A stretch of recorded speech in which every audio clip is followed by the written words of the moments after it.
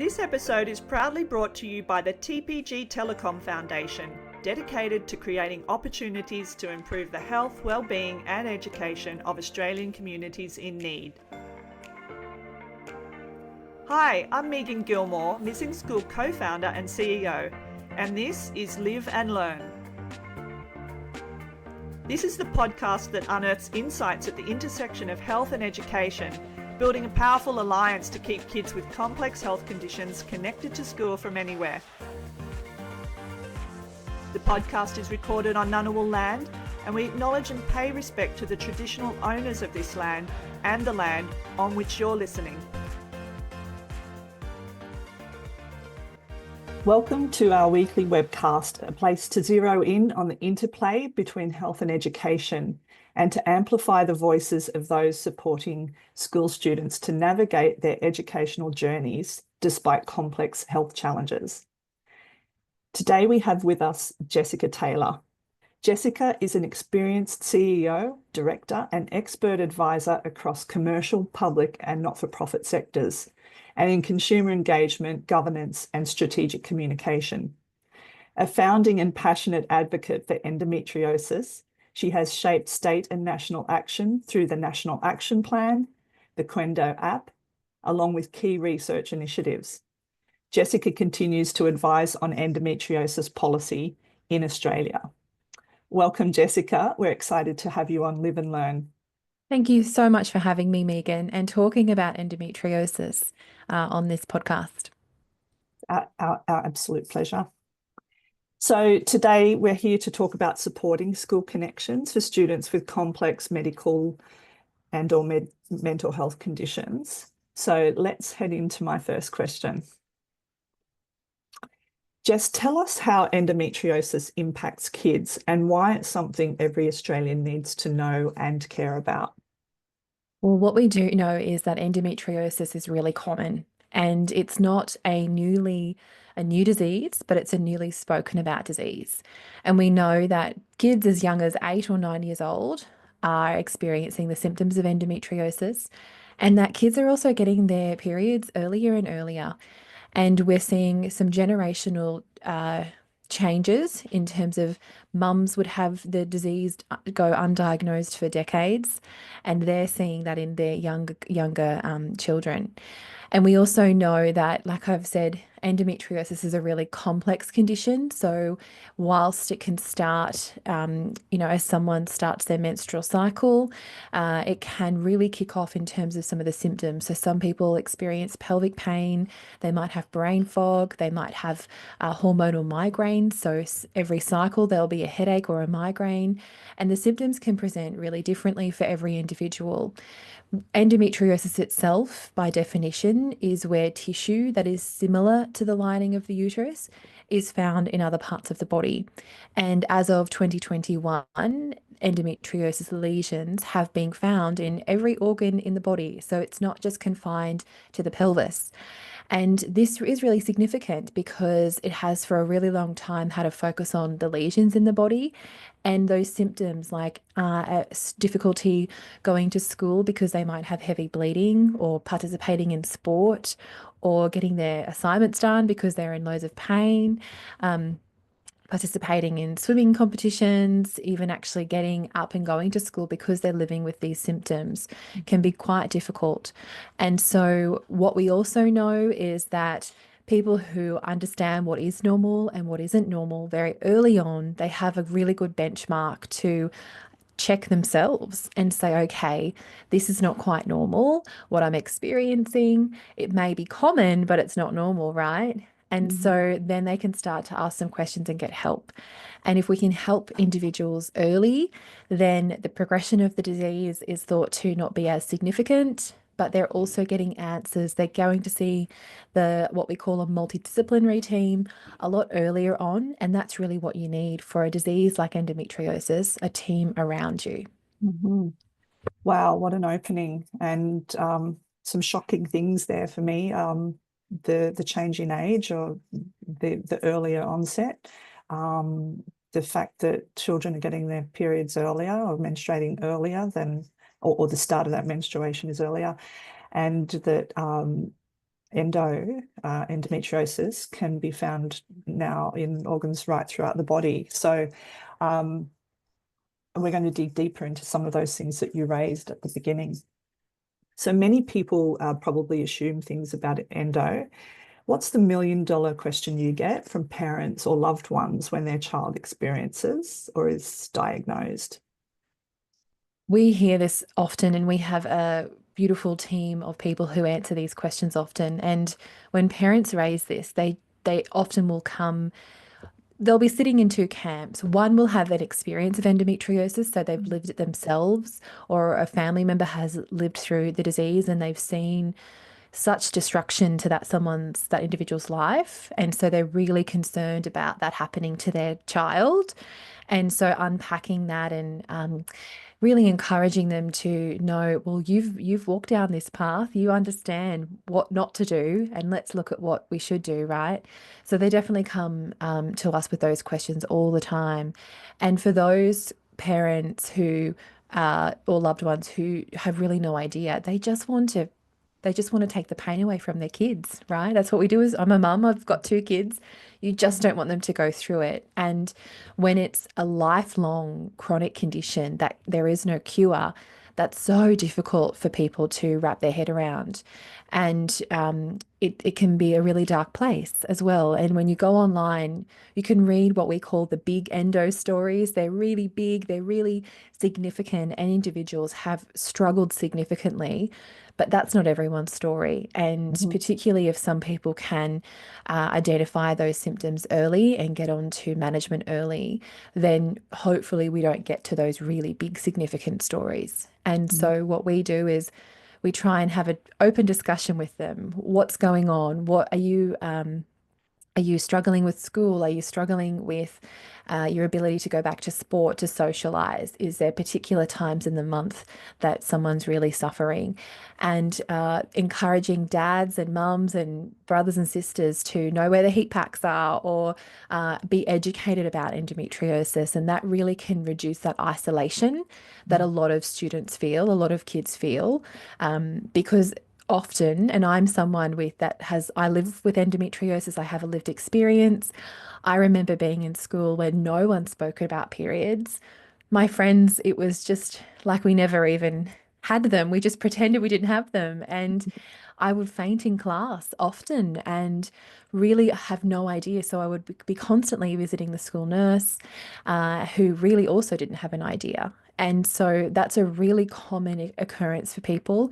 And when people aren't sharing their stories, letting their families know, or parents and family members asking how they're going, that I guess just embeds that stigma.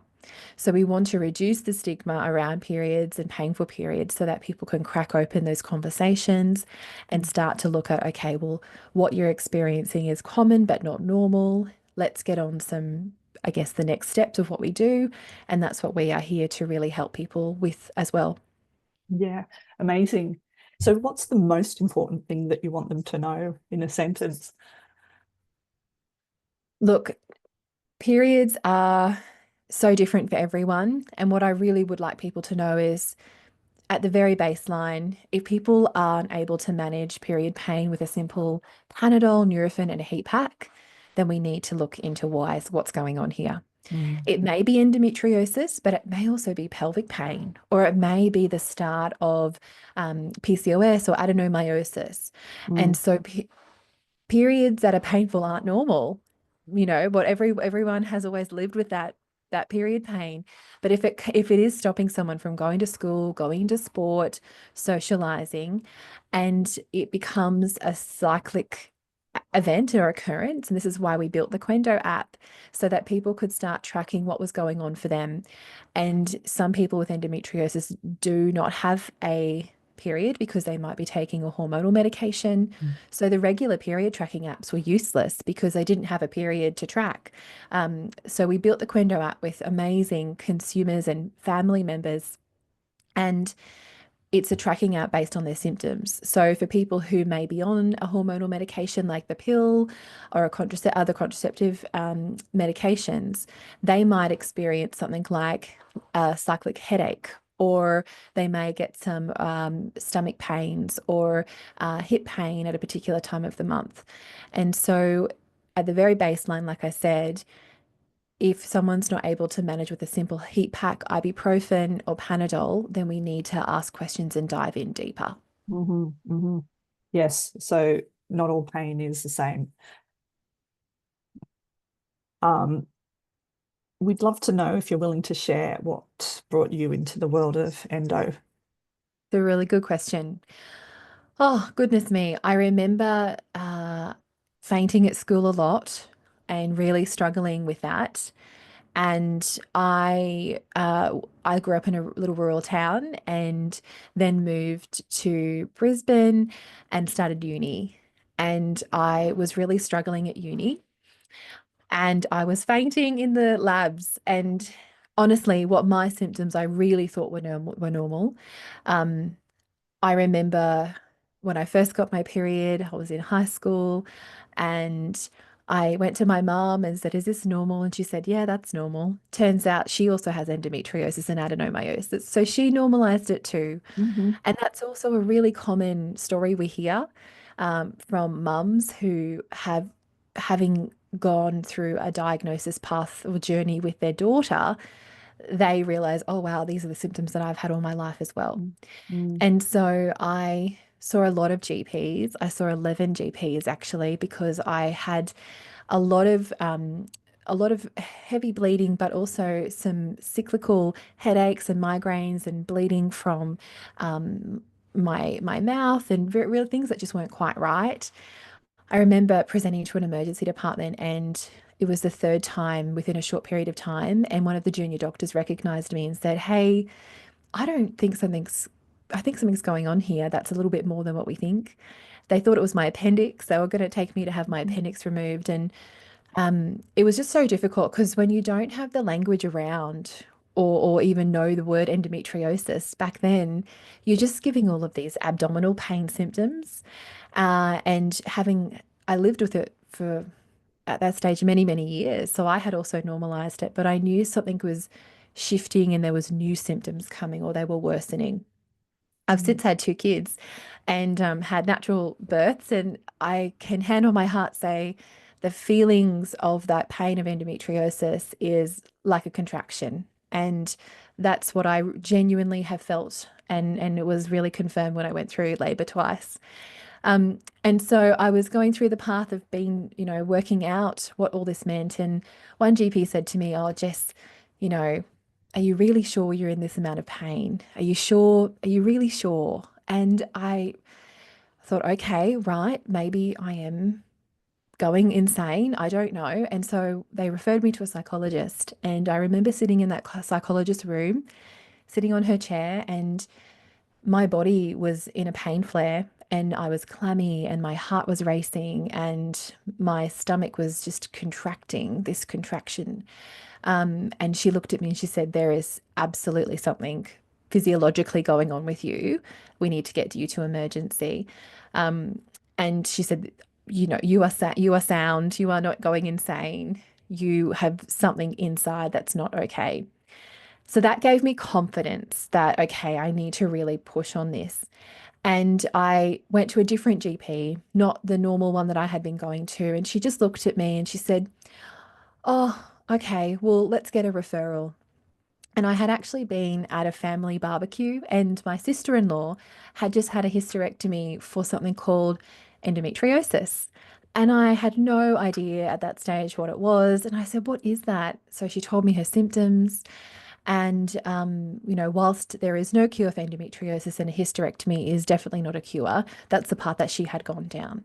And so I started Googling, went to back to that GP. I said, "Can you get that referral to a gynecologist and say, look at endometriosis?" 2 weeks later, I was in surgery, confirmed with endometriosis. And I called the QENDO helpline and I just needed help. I needed someone to sit with me and help me understand. I don't even think I was 20 yet, and I was at uni trying to work out the world. My parents, as supportive as they are, they had no idea either. And I had just come across this word. So I found the QENDO helpline, and one of the founding members spoke to me for over an hour and made sense of my entire life. They gave me an understanding of every symptom that I had ever experienced. And they tapped me into this community of other women and family members who also had lived through these exact stories or similar stories to mine. And so, yeah, 6 weeks later, I joined the organization and I took it over and have been here since. Wow, what a journey. And I imagine it's a similar journey apart from studying national policy change and all of the rest of it, but a similar journey for so many people who live with it for years. And I hear you mentioned that your sister-in-law was treated for it. So people within this close proximity, and you also mentioned your mum, um, and yet the association of those symptoms was not being made even within a family setting.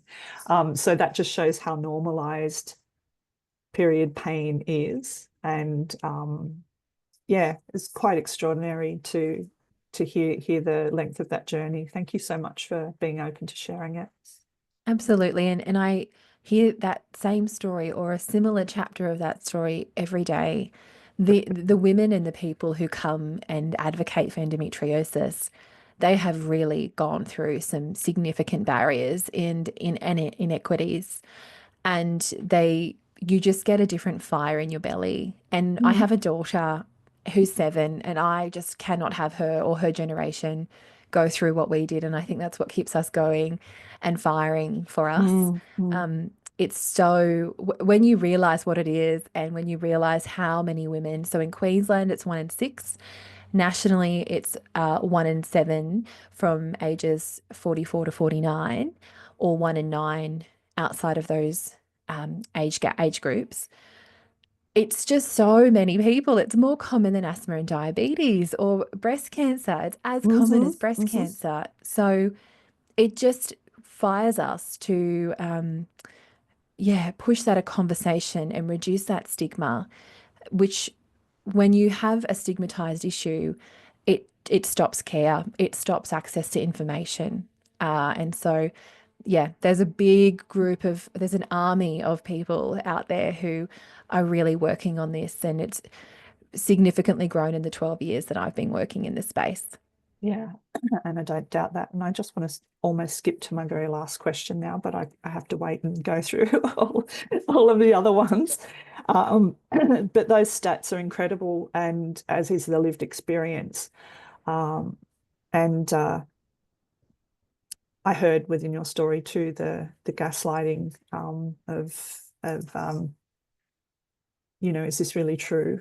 Um, and for anyone out there who's listening to this who has had um, a natural delivery in childbirth, to compare this pain to contractions should really put a frame around what it feels like. I certainly understand more now. So that comparison is a stark one. And I want to pick up on something you said a moment ago about your daughter. Um, Knowing all you know, what's your biggest hope for kids with endo and their families and loved ones when navigating this journey? It's on school, on school holidays at the moment, and she's grown up with me being in this space. And in fact, when I was pregnant with her and when I just had her as a brand new mum, I was down in Parliament with her, breastfeeding in Parliament, one of the first women to do that, um, to get that, yeah, just get the rights for women and just that next generation across. And I took her to a couple of meetings with me yesterday about endo, and the person I was meeting with couldn't pronounce the word endometriosis, and she said, no, it's not, that's not how you pronounce it. It's pronounced endometriosis. And so that's my 7-year-old. And I Yeah. was just so proud of her And my hope for that generation is to know the word, because when you know the name, you can research, you can Mhm. Google. Not that I suggest that, but you can start to understand and try and, I guess for a lot of people, it's been a door that they never knew existed. And then they hear the word and they know there's a door there. They can open the door and go and find out everything that they need to. So, whilst endometriosis is genetic, there's a genetic component to it. Mhm. Whilst there is no cure, there are management options, and managed well with a team around you. Like I'm here today. It's a lifelong thing, but you can succeed and live a really successful and well life with good quality of life if you know what you're dealing with earlier. Mhm. So my hope for this generation is to just know the name, and that in itself, I think, will open so many doors that generations before them never knew existed. Absolutely. And the shifts that come with it in terms of women's health, in terms of women not just having a different version of a male body, Oh, and what that actually means for schools, for workplaces, for treatments, for scientific discovery. And thanks for sharing too that it does have a genetic component. I meant to ask that earlier when you mentioned your mum, so that's also important to understand. Um, Jess, how many Australian children and youth are living with endometriosis right now? so a wonderful program called the PEP program, which is the Periods, Endometriosis and Pelvic Pain program, is a schools program that goes into schools and talks to students, all genders, depending on what the school is needing, about period pain and Mhm. endometriosis. And so their recent, only of just a couple of months ago, they published a paper that said that 52.6% of students reported regular severe period pain. So 52%. over half of our students are reporting regular severe period pain. Mm, And 23% of those students reported regularly missing school or work because of their period. mhm. These Yeah, numbers are really high. They're really high. yeah. And you can only imagine what that's going to do to that individual's schooling, Mm. education, but even their confidence and their Well, agency in life absolutely. if they're held back by these issues. Yeah. Yeah. Well, to put some perspective around that, there's 4 million Australian school children. So we're talking about 2 million who experience pain, Mm. or even if it's 50% of half of that population, um, and 23% who are missing school. We talk about up to 30% of kids with all conditions missing school for health reasons, for serious health reasons. Um, so if there's 23% in the endo category, I'm just going to say that our number is vastly underestimated. And, we don't have the data on this. This is one of the issues, but Mm. it's, we argue that our estimates are underestimates. And I think every time we talk to an organization like yours in the health consumer space, it reinforces that those numbers of kids missing a lot of school are much higher than we suspect. That's right. And Yeah. there are so many comorbidities, right? And so many other conditions that people are living with. There's that mental load and the isolation and Mm. the brain fog, the migraines, but the other issues like they might have some sort of neural processing disorder that's quite prevalent in these areas, or pelvic pain. They might not even have endometriosis, but they have all the symptoms. And so persistent pelvic pain in itself is a diagnosis, or adenomyosis. Uh, our bodies as women, we're complex. Mhm. We're beautifully and wonderfully complex. Yeah.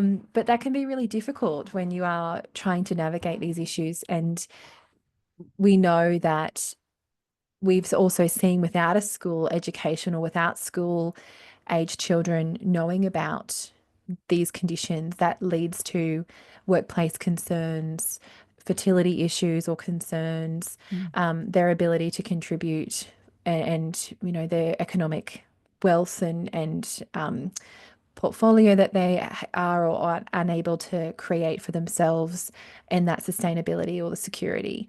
And the flow on effect is huge. It's so big.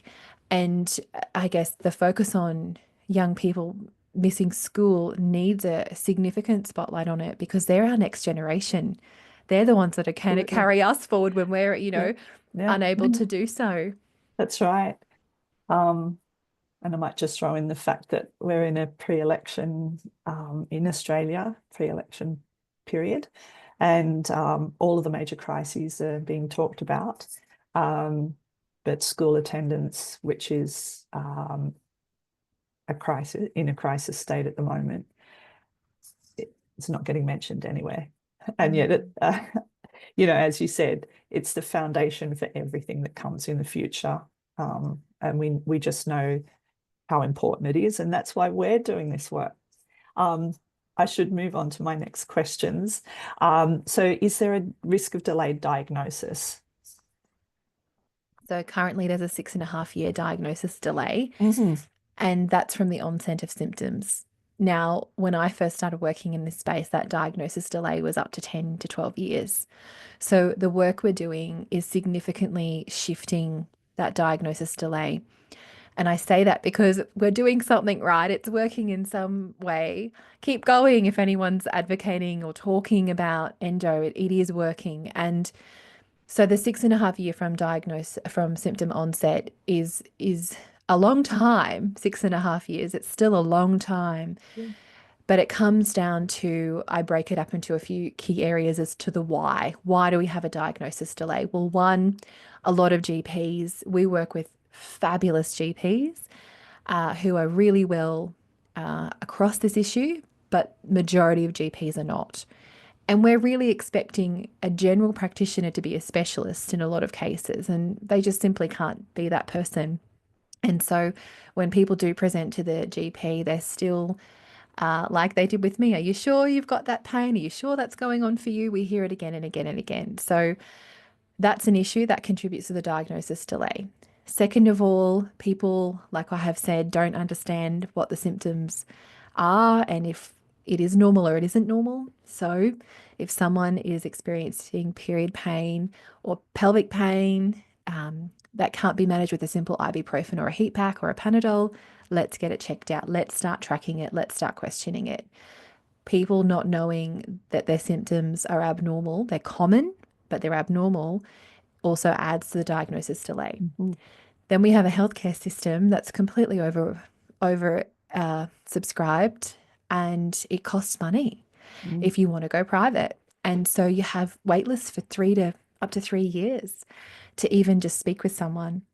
That adds to the diagnosis delay, the cost. So having blood tests or scans or the only way to diagnose endometriosis currently is either through a laparoscopy with a very well-trained gynecologist. So not just your general gynecologist. They need to be something called AGIS accredited. And secondly, we do have a new ability to detect deep infiltrating endometriosis, so where the lesions have infiltrated through the tissue on a new type of ultrasound. So it's not the general ultrasound, it's a new type of technology with new training. So again, we're shifting how does someone get diagnosed that's not going under general anesthetic and having surgery because that's so invasive. For a lot of young children at school, they don't want to have surgery, they can't afford surgery, or so many other reasons. And that's absolutely fair. So, how else do we look to diagnose this? Can we do it through an ultrasound? And we've just recently done a huge piece of education around what does that look like? Why is it different to the general, basic ultrasound out there? And we can start to, through these new diagnosis tools, start to map out, is the ovary attached to the bladder? Is the ovary allowed to, I like to describe ovaries as, those flowing car sale balloon things, and they're just frolicking around. That's what ovaries like to do, right? They like to just be free in the pelvic area, pelvic cavity.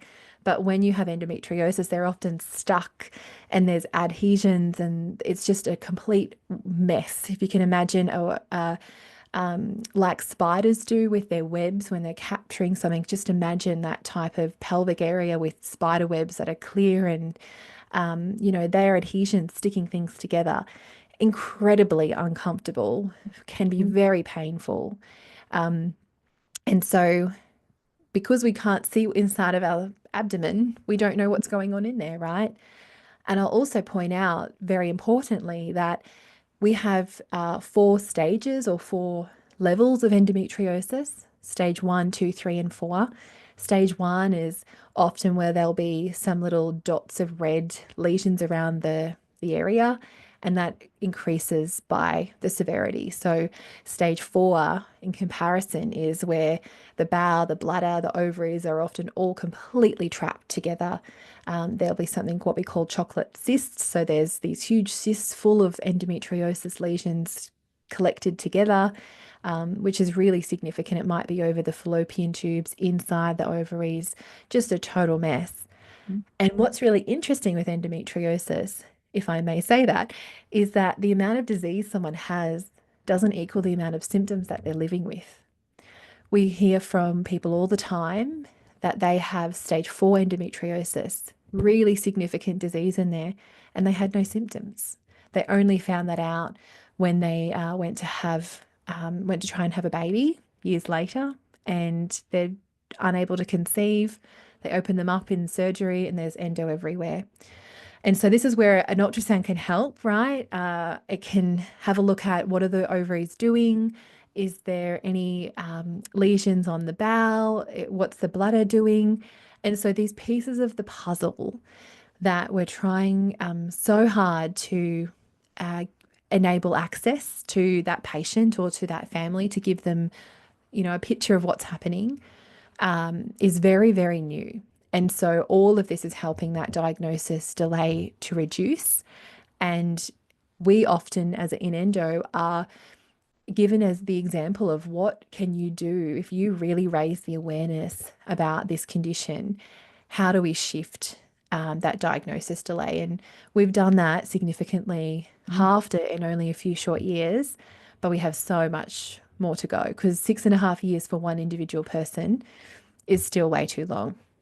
Well, yes, and that's such a full background into the delays and the complexities within those delays and the complexities about discovery and thank you so much for the work that you've done collectively to shift this, because I mean if we look at a child aged 8 or 9 and it's there, and then we're waiting up to 7 years, and now we have a teenager, and we'll get to this, but the amount of school that could already be missed and the complications that occur. You mentioned some of those.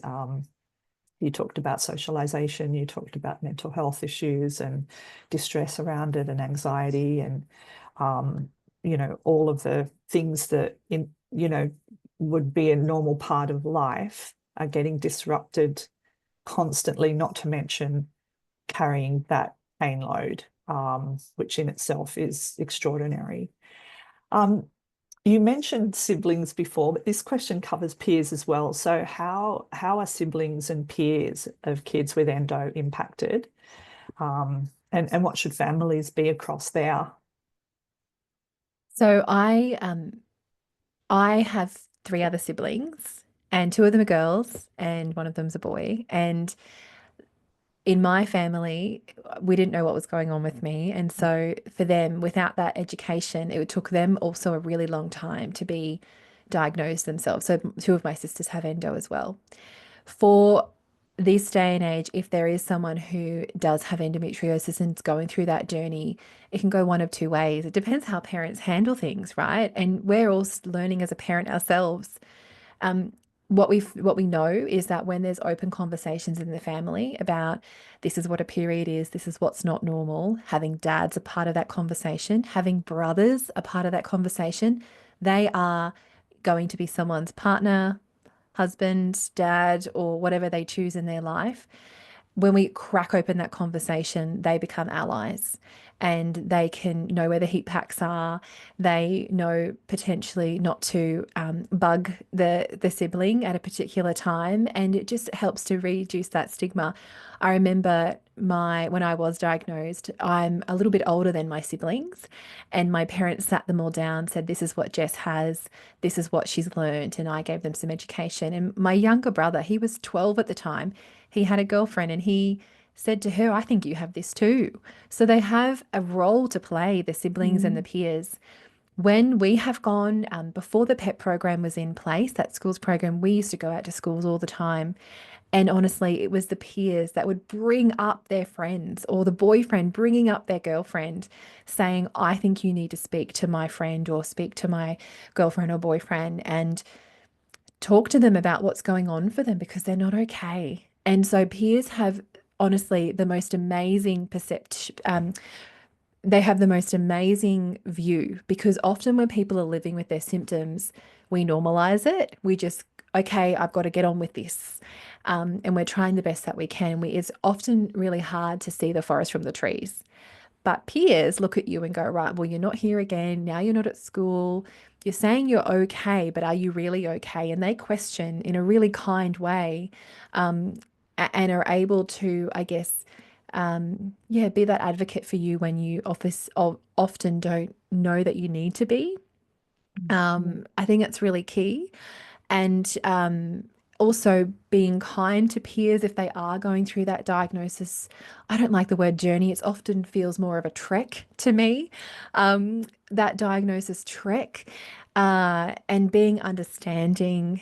And I guess that comes down to educating yourselves. We have so many resources on our website. We have over 50 resources. We have a guide for school, a guide for parents, a guide for partners, for school friends, for peers. And it's written by those people. It's written by parents. It's written by peers, teens. What I wish I had have known when my friend was going through this, and what I could have done, because we're in our nature as humans, we want to help and support other people. But when you don't know what's going on with that person and they're isolating, it's so hard to know what to do. Mm. And so, yeah, keep reaching out to people going through these issues. They um, can really be isolating themselves, and just keep inviting them. One Mm. day they will go, "Yes, I will come," or what we've seen a lot of teens do is they have bedroom parties where they're in their pajamas and they're not well and they've got heat packs. And yeah, this generation of kids, I'm really excited to see them grow, because honestly, you can see such a shift in the generation. They're really clever kids, and they think differently to the generations before. And I don't know, I think they're going to change the world. Yeah, more of it too. We need it right now. We need these generations to come through and reinforce what we've taught them that's now being backed off of, and they can carry it forward. I love that idea. So I think the wrap up there is that there's probably there, and we do mean probably, somebody in your life, or more than one person in your life, who has endo, and just think about that in terms of, when we listen, and being able to be that guide to potentially life-changing support. Um, so do we know what the exact current population of school-aged children with endo is? And how accurate is that data, if you have it? Or is the data tracked? The data is difficult because it's the data is difficult because it's really self-reported, right? Mm. And you aren't essentially added to that data unless you undergo that laparoscopy. And I don't know a lot of 10-year-olds who really, or parents who want to put their kids through that. Honestly, I would have that same concern. So it's difficult, but there are longitudinal women's health study that is managed by the University of Queensland longitudinal and public health area.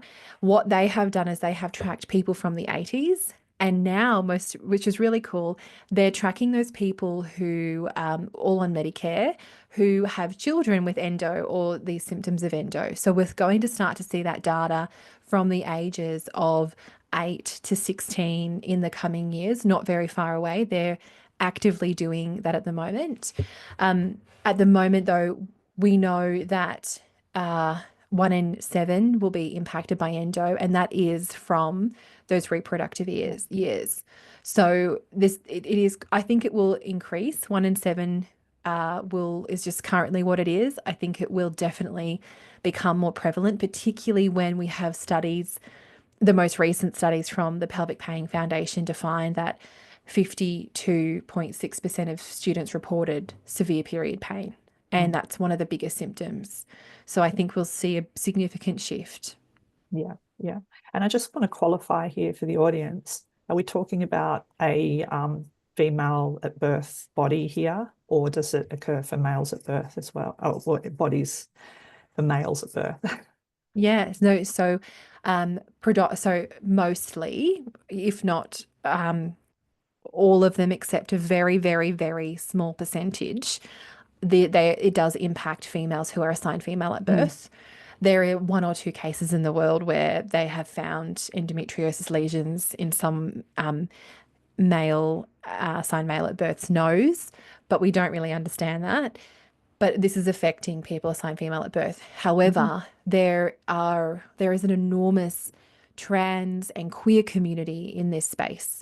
And so that adds another layer to this issue as well. And so they've had to navigate significant additional barriers and adversities whilst, yes, living with the symptoms of endometriosis. Yeah, this is really worth understanding as well. And so just on that data of 1 in 7, what population is that coming from? So that's based on the Australian Medicare data and the And assigned female at birth. So it's an 1 in assigned 7. female Yeah. at birth. Yeah. Yes, it is. Yeah. Yes. And we have many times spoken with researchers about that gender piece. And the research processes are from the dark ages. Yeah. So it's difficult, it's slow. But when we're talking about statistics, it's always that 1 in 7 assigned female at birth. Yeah. I was just sort of trying to work out based on 4 million Australian school students. If we said, yeah, so it's 1 in 7 of roughly 50%, or 2 million, which is do that. 285,000. So just over a quarter. Yeah. Just over a quarter. So yeah, it's I just want to draw attention to that because we're talking about a lot of people. And then we're back onto that by saying or asking, do they miss a lot of school?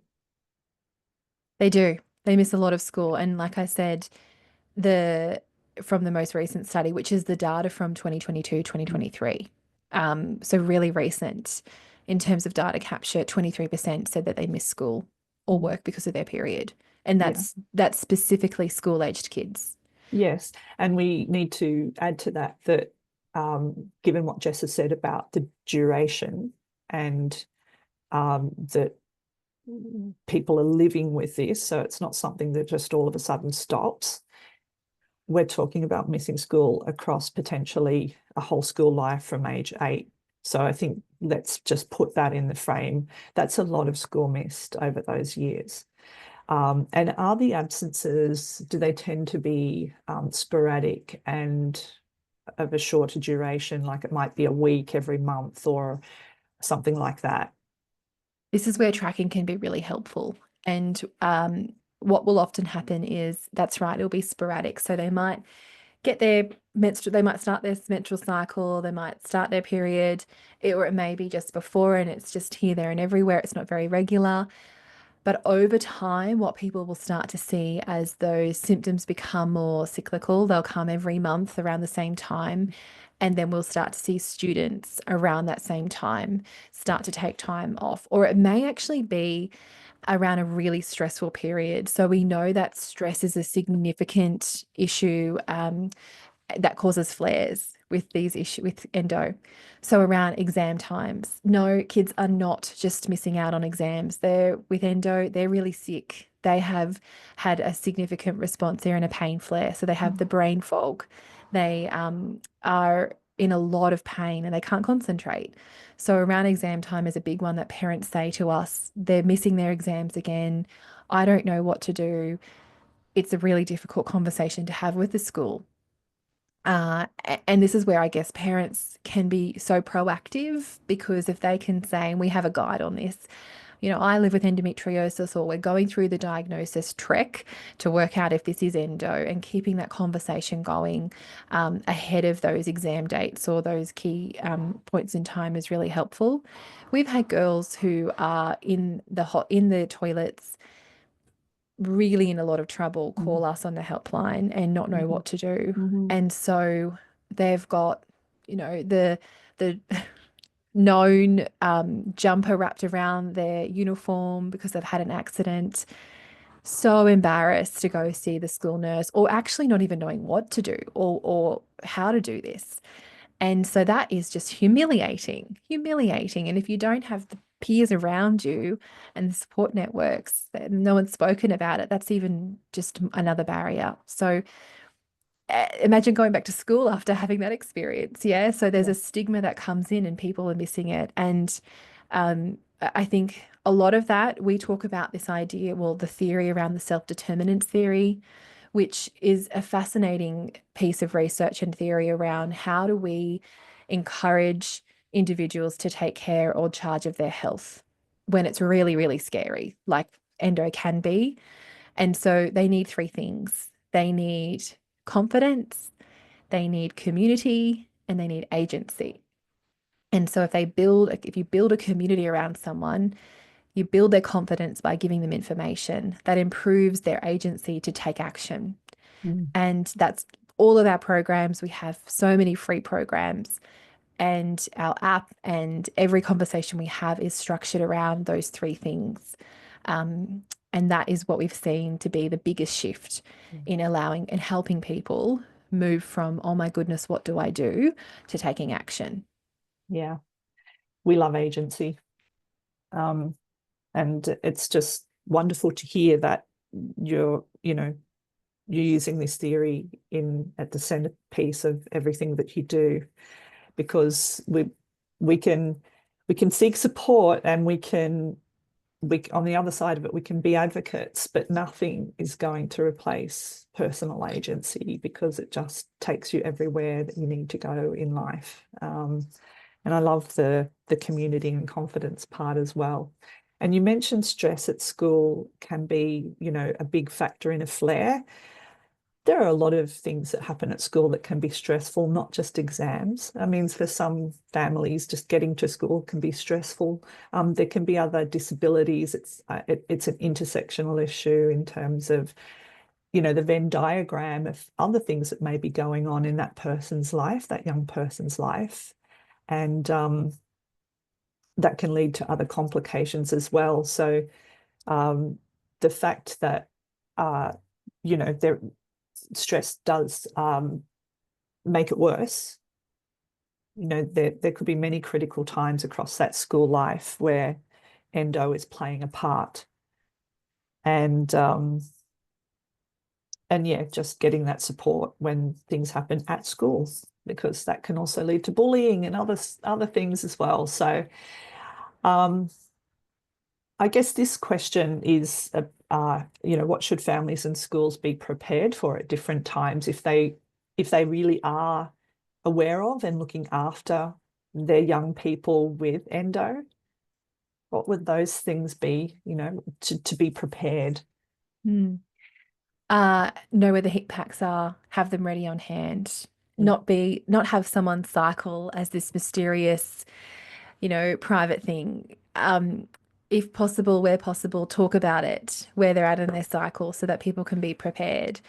If there's school nurses, people having a lot of schools have all of our brochures in their school nursing bays, because you can only do so much in a school nursing bay. I think the validation piece is probably the most important. You don't need to understand it, but you can be kind, and you don't need to, have your head fully wrapped around it, but just listening to those kids and those children, if they are coming to you, and I have a 7-year-old who has an ache and pain all day, every day for something different. I get it.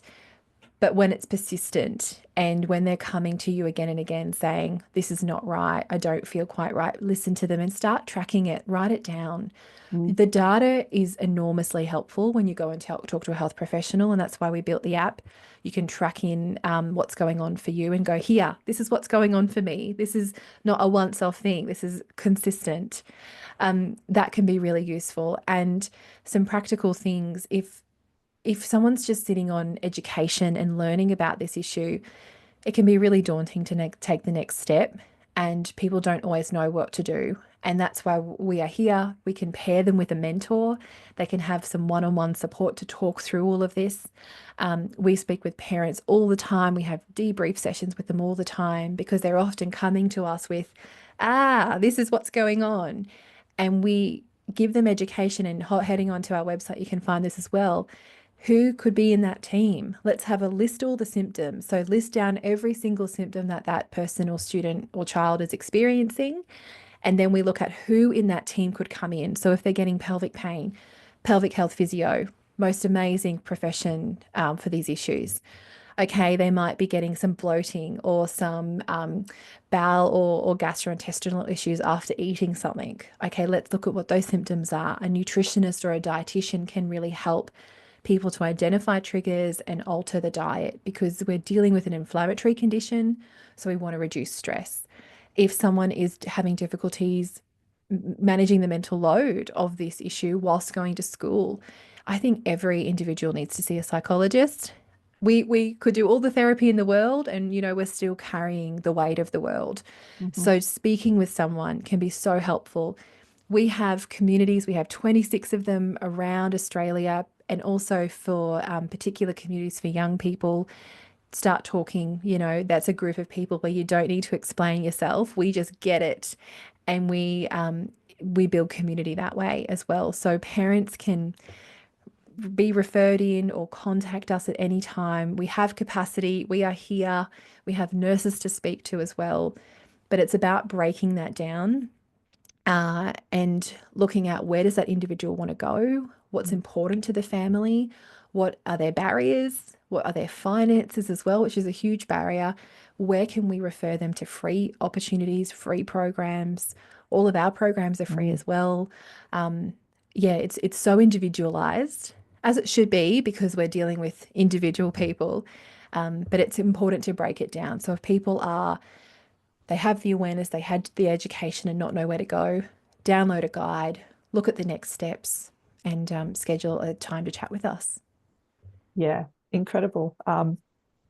It's so good that there are people like you out there. Otherwise, it not only would be lonely, but also the fact that all these individuals are experiencing it alone also means that there's no way to shift the narrative, shift the policy, shift the systems of support, get the data. So, all the things that could change that aren't there as well. So we need organisations like QENDO.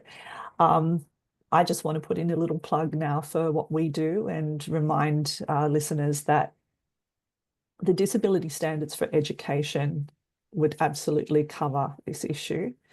And those standards apply to every school in Australia. So the standards cover medical conditions or any effects to the body. The standards is really specific in defining both what it will cover and also what schools need to do and are required to do, because it's a regulation under the Disability Discrimination Act at the federal level. So it's a very powerful regulation, and it gives clear signals to school about the expectations of providing equal opportunity to students with complex medical situations. And it even allows for imputation of condition. So across a 6-year period where there's evidence, symptoms, there's school being missed, there's problems at school, the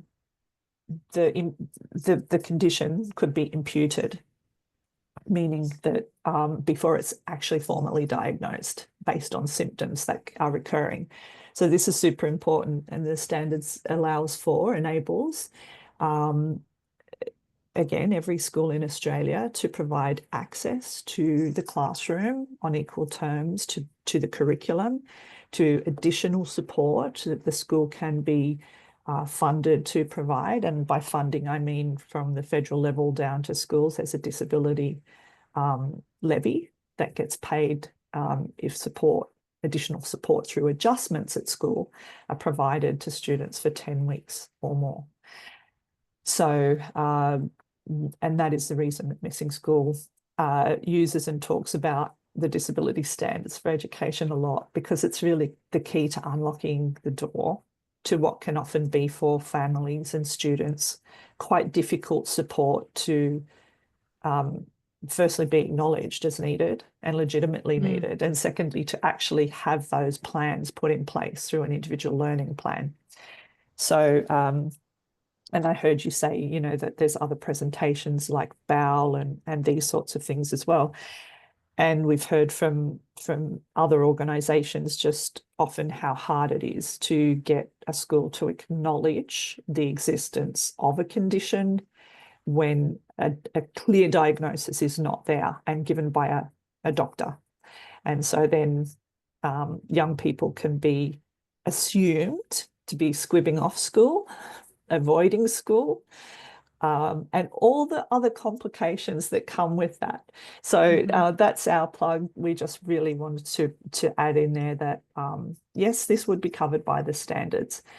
And we provide and are working for at a policy level to get to a digital connection to students who can't be in the classroom because of their health condition, so that they could join from home. And we've proved that and have thousands of data points on it, actually, of the success of social connection and remaining part of your community.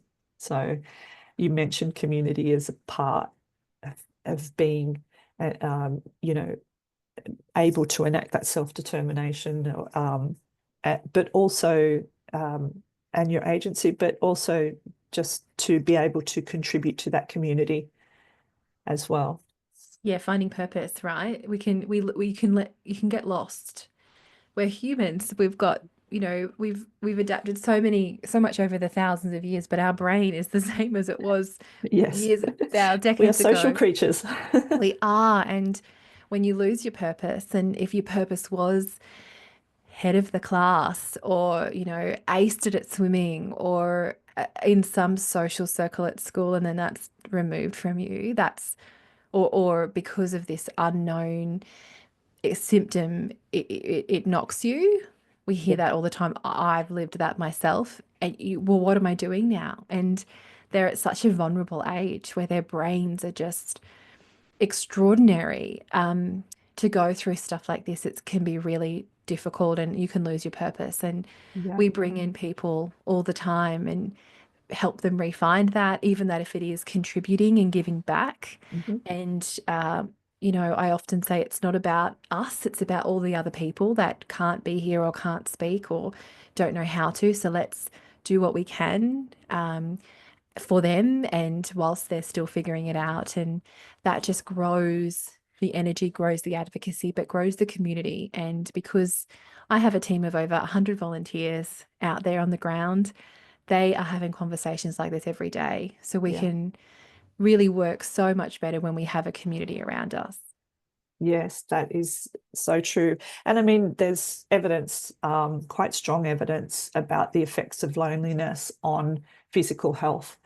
And, you know, the data on loneliness and the global agenda on loneliness is drawing all of this out. So being isolated can, and does, according to the research, worsen your physical health or a person's physical health. So, you know, there's a lot of complexity here. So as we move into the last part of our conversation, um, you've talked about the biggest challenges and the vulnerabilities facing kids with endo at school, and given us incredible fast track of knowledge about this issue, and reminded us that we will have people in our life, if not ourselves, who are experiencing this, including our young people, and talked about the ways that we can provide support or give support and encouragement to enable contribution and continuing within community and being a part of that, and removing the gaslighting or disbelief when people are experiencing pain. So with all of that, my last question is, what's happening now to address these challenges and vulnerabilities in school from a government perspective?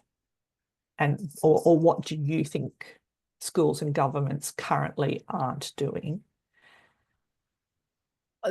Many years ago, we advocated really hard to bring in the schools program, and that is funded at a federal level. So that's the Pelvic Pain PEP program, Pelvic Pain Foundation of Australia PEP program. And that is a part of the National Action Plan for Endometriosis that we identified the need for school education. So that's an education program that sits outside the current Australian curriculum, and people go into the school. Educators who are health professionals themselves go into the school, and they talk about what's normal, what's not normal. They take menstrual cups, they take body period undies, they take them pelvis figurines and show people. They're so visual. It's excellent. And so that needs to continue. So that's something that's currently happening that needs to continue. And we work collaboratively with them because the schools are referring their students to the app. So they have a school session, and then they can download the app and start tracking and start learning more, because on the app there's so many resources. We can connect them. So the app Is is a that the state QENDO app? That's the QENDO app, yeah, Yeah. and it's a state-funded activity or Mhm. initiative. And then we have also a QENDO mentor program. So anyone who has been identified as needing support one-on-one, regardless of their age, when they're under 16, we obviously have consent and parental involvement where appropriate. And so we can pair them one-on-one. So that's also a federally funded program. So we can Fantastic. that can be attached to schools and build that out in schools as well. Yeah. So does that mean that young people in schools are being educated on periods, and alongside that on endometriosis and associated things? So Correct. that's fantastic. So that's not only doing the basics, but also involved taking that opportunity with the basics to add, the other considerations about what might happen, around periods or with ovaries and other things Yeah, like that, just other basic organs. anatomy. Yeah, yeah. Yeah, And just such essential learning for everyone. it is. And we have amazing health education individuals. So if a student comes up within that program that the Pelvic Pain Foundation run, because they're health professionals, if a student comes up, they can actually answer the questions. And if there is a concern, they have a gynecologist that works with them too, so they can book a session with them. And so that is, I guess, cutting through so much of the barriers. It's a free program that goes into schools because it's federally funded, where there is funding there. And 100% of the schools that had that program want them to come back. So that Yeah. means it's really well liked by schools. Mm. A lot of the time, health education departments think that their school nurses can deliver those programs, or their sex ed teachers can deliver those programs. And I don't know about you, but yes, there's incredible teachers out there, but I did not want to talk to my sex ed teacher about periods and pelvic pain. And it's far more complex. And there are dedicated specialities in healthcare that teach this and teach it well. So asking a school nurse to be a generalist in this area isn't fair. And when the school nurses have been asked to deliver a program like this, they don't want to because they know it's over their head, and Yeah. rightly so because it is so specialized. Hmm.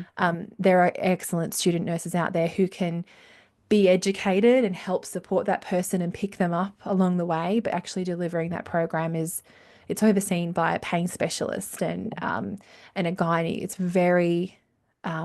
very evidence based and excellent. I do think that we need to embed that in the curriculum. The fact that we aren't taught about our basic anatomy and physiology at that level is just bananas to me. Hmm. Changing the Australian health curriculum, though, I think needs a major system reform, not only in this area, but so many other areas. Yes.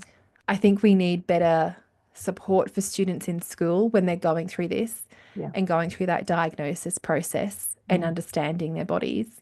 And we need support for parents as well as they're navigating this. We are trying to bring in new Medicare item numbers so that the costs of scans or the costs of consults are reduced. Putting additional medication, not only contraceptive medication, but other medication on the PBS, the pharmaceutical benefit scheme, or subsidies, so that if there is a need to take medical or hormonal management, that it is again financially reduced. Mm. We are working to build additional free resources and free programs and clinics for people to access that specialized care if they need to. A lot of the time it's down to not knowing and money, Mm. funding. We're in a cost of living crisis in Australia. Yeah. Throw in a couple of chronic conditions on top of that, it's really hard. Yes. And there's no doubt that, chronic conditions, both medical and mental, are rising. That's what the data shows. So, and I like to talk about, as I mentioned earlier, the Venn diagram of issues. We do know, as you flagged at the beginning as well, it's that not only is there school missed, but when there is school missed, that's predominantly affecting mothers and their paid work because they're and also the management of the health issue as well is predominantly coming to mothers. So this is a hugely gendered issue as well. The school and health nexus is predominantly the work of women. Yeah, So, even policy change when we're arguing in these spaces, if it's not if that gendered issue is if that issue is not being understood as a gendered issue and it's not being recognized that way, and the people who are hearing it are not sensitive to that, in that it is not their problem, we're getting these entrenched. it's so hard, isn't it? I had a It couple is. of meetings yesterday.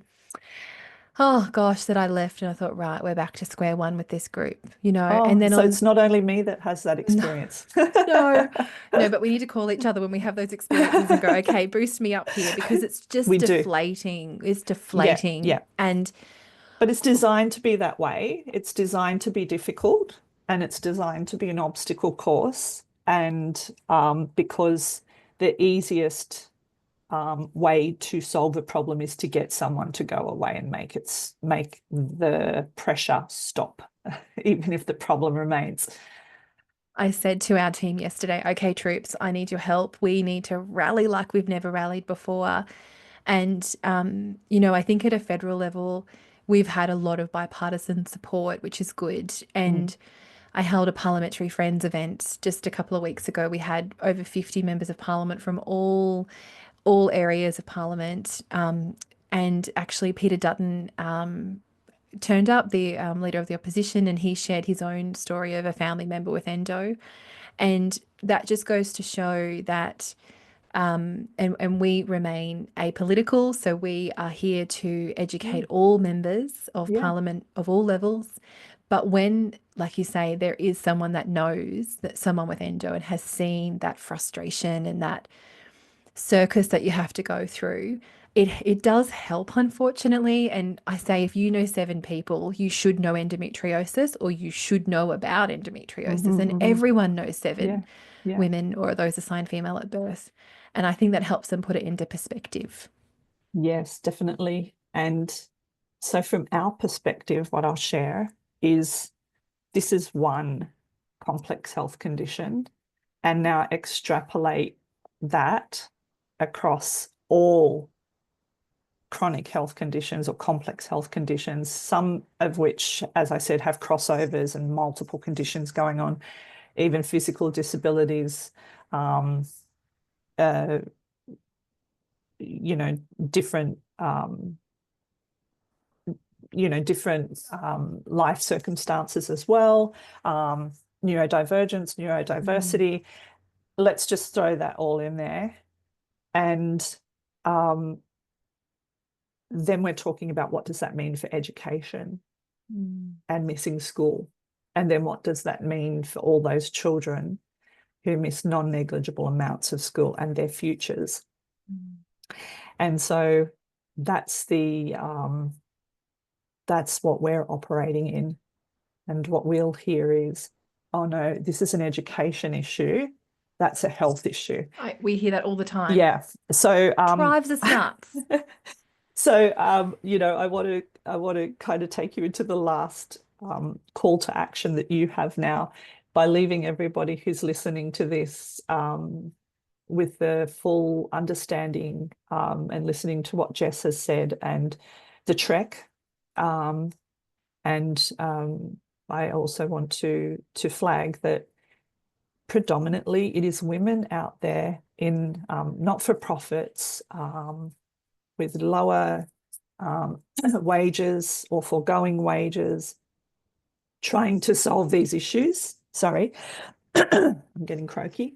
And so this plight, this mission for kids to have better health, and that is absolutely first and foremost, and then to be able to have their education as well, is something we're not going to give up on.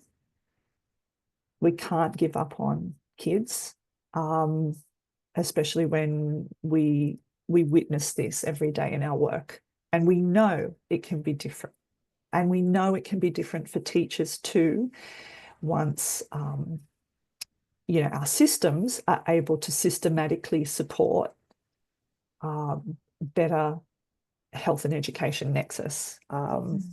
So that's my close. I'll turn to Jess now. It wasn't a rant, Jess, that I did. It was a great monologue. Statement. I love it. I should go for 25 hours. I could talk about this. It's so true though, because you just see it and it drives you. And you're 100% right. We have amazing allies of other genders now, but most of it is women. And in March, I think I was only in my home for 4 days because we were out there and just trying to raise action. And we're really moving away from awareness for awareness sake. We need action. Oh gosh. And I think I'm with you. People are powerful. And if I can be very gendered right now, women talk. We talk very well, and we build communities. Yeah. And I think that's something to celebrate. And that's how we have made shifts, and that's how we will make shifts. We will be so loud that they can't not listen to us, and that's what we did to establish the National Action Plan in 2017. And after yesterday's meeting, I've realized we're going to have to do it again. But we've learnt, we've known what to do, and I think we have even more allies. Everyone has an agenda, and that's okay. I think if we share agendas, we share each other's needs and ideas, we can work so much more collaboratively and bring that in the conversations that we're having. And so when I'm talking, everyone, it helps everyone. Then we're not doing this alone. And sharing with ministers who I talk to every week, this is the impact on schools, except we have to work this collaboratively. That's the only way that they also see that we also aren't an easy group to just shush. Yeah, well, that's why our National Insights for Education Directory and this conversation, which sits within that work, is all about mobilizing action together for the benefit of young people. And you're absolutely right. it's good to know we're not alone in this as well. So we at MissingSchool are hoping to build this alliance of health consumer organisations who can also, at the same time as being in their lane and doing your amazing work, can also have the tools, resources, and support and knowledge and data that we have developed to be able to, all of us together, argue for better support at school. And because that is such a big part of a child's life, a young person's life. So, we are here. Jess, We're ready to do it. Let's do it. Yeah. And we did that at Parliament House in February with 15 organisations. Great. And it was wonderful. We'll be able to share some of that video footage soon. So in closing, what's your call to action for Endo in 7 words or less?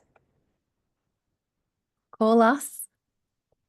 We are here always, and we welcome support in any way that anyone's able to give. Head to the website QENDO.org.au. Thank you, Jess. You beat me to that, but I'm going to back it up. A big, big, big shout out to Jess and to QENDO. That's QENDO.org.au. Go there, refer people there, get information, get the resources, the amazing, information and knowledge that QENDO has developed over so many years, but also give generously, because organisations like QENDO need financial support, as you've heard, to keep going and doing the work that they do. And just imagine if that financial support isn't there and the work stops, who is going to do it? So, Jess, thank you for joining me today. It's been an amazing conversation, and you've been incredibly generous in your time and also your incredible knowledge. And from us to you, thank you so much for the work that you do and that QENDO does, because we're all made better for that. Thank you for being an ally, Megan, and anyone listening here on this podcast. You now are an ally too, and you have homework to tell 3 people about QENDO and about Endo. Indeed, we look forward to seeing the movement grow. Thanks everyone for tuning in. Help us turn up the volume so all kids are seen and heard. Follow along, like, share, comment, or leave us a review, because we love hearing from you. And if you want to donate, head to missingschool.org.au, because every dollar makes a difference.